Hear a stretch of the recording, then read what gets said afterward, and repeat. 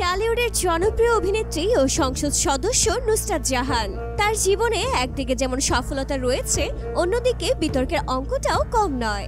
তবে কোনো কিছুই তোয়াক্কা করেন না তিনি। সম্প্রতি ইনস্টাগ্রামে একটি রিল ভিডিও শেয়ার করে ফের কটাক্ষের শিকার হয়েছেন নুসরাত। ভিডিওতে তার ঠোঁট স্বাভাবিকের চেয়ে অনেকটা মোটা দেখা যাচ্ছিল। সাধারণত সার্জারি করানোর মাধ্যমে এমনটা হয়ে থাকে।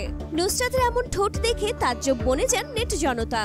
কেউ মন্তব্য করে ওটা ঠোঁট নাকি বেলুন, আরেকজন লেখেন একদম ডাইনির মতো লাগছে। অন্যজন মন্তব্য করেছেন কি ভয়ানক লাগছে আল্লাহ, সব দায় ঠোঁটের। আবার কেউ লিখেছেন বিষাক্ত ঠোঁট।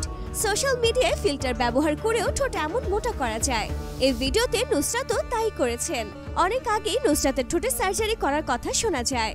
এই নায়িকার ক্যারিয়ারের শুরুর দিকের চেহারা আর বর্তমান চেহারার মধ্যে বিস্তর পার্থক্য।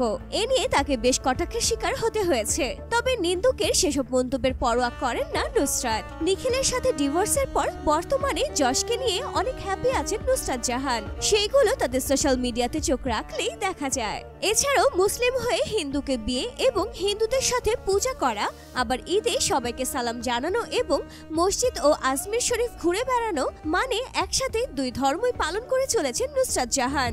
এ নিয়ে অনেক সময় তাকে পড়তে হয়েছে অনেক প্রশ্নের মুখে, কিন্তু নতি স্বীকার করতে প্রস্তুত নয় নুসরাত। তিনি বরাবরই চলেছেন তার নিজের ইচ্ছে মতো। তো বন্ধুরা, নুসরাত জাহানকে নিয়ে আপনাদের কি মন্তব্য? নিচে কমেন্টস করে লিখে জানাতে পারেন আপনার মূল্যবান মতামত। ডিয়ার ভিউয়ার্স, এমন আরো ভিডিও পেতে সাবস্ক্রাইব করে বেল আইকনে ক্লিক করে রাখুন